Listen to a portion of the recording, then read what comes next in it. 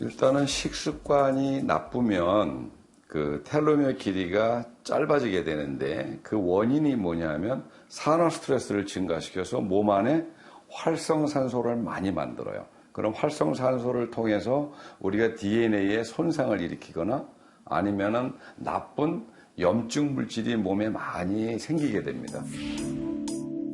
나쁜 식습관으로 인해 생기는 활성산소가 우리 몸의 세포를 손상시켜 텔로미어 길이도 짧게 만든다는데요. 활성산소가 무엇이기에 우리 몸을 파괴하고 생체 시계를 가속화시키는 걸까요?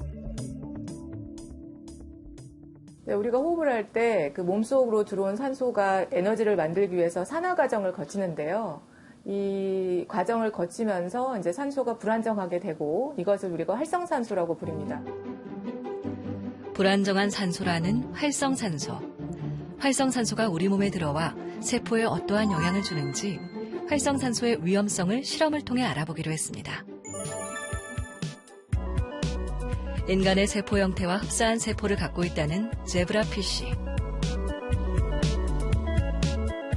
제브라피쉬에 활성산소를 주입하여 그 변화를 지켜봤는데요.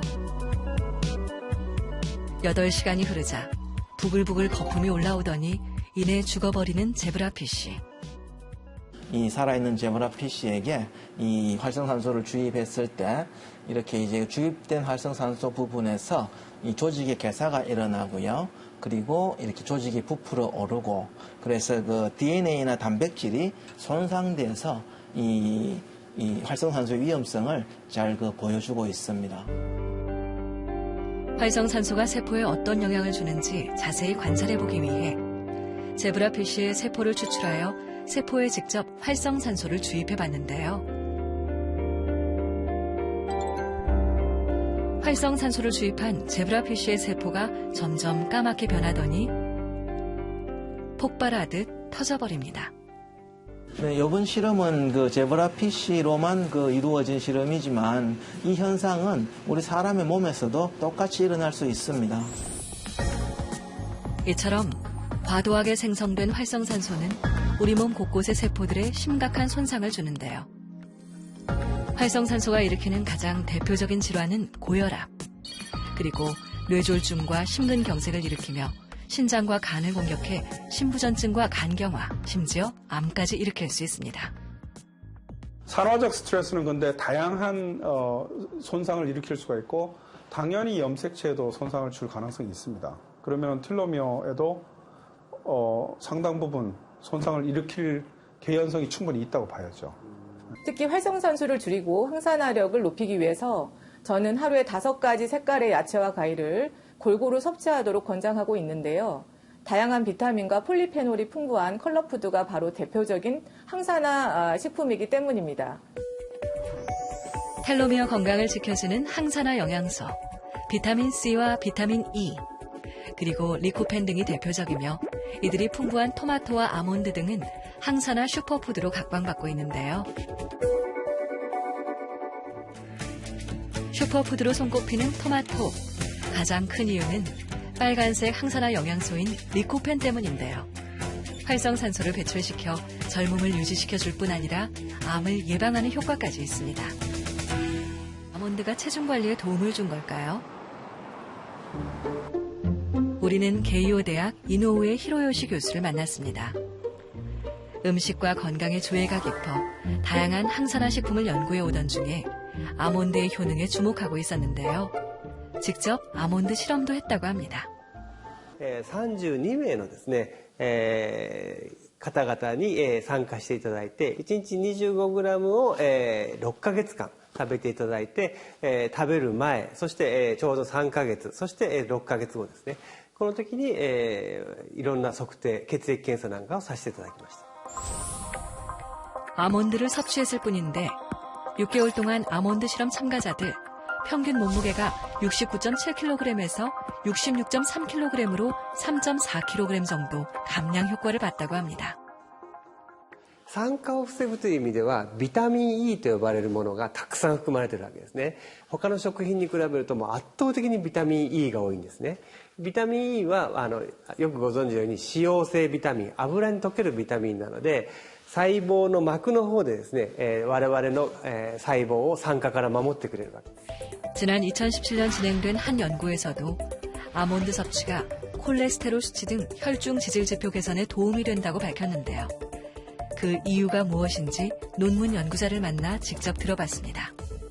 그 아몬드를 꾸준히 일정한 양을 섭취를 했을 때에 좋은 지방산의 배합을 상대적으로 많이 먹게 되고 또 섬유소도 많이 먹게 되고 식물성 단백질도 많이 섭취를 하게 되면서 전체적으로 나의 건강의 지표 하나에 해당할 수 있는 혈중 지질 지표를 개선하는 것으로 보여집니다. 아몬드의 불포화 지방산은 항산화 영양소인 비타민 E 흡수를 돕고 항산화 기능을 더욱 높여주는 역할을 해 활성산소 제거는 물론 텔로미어 건강에 도움을 준다고 하는데요.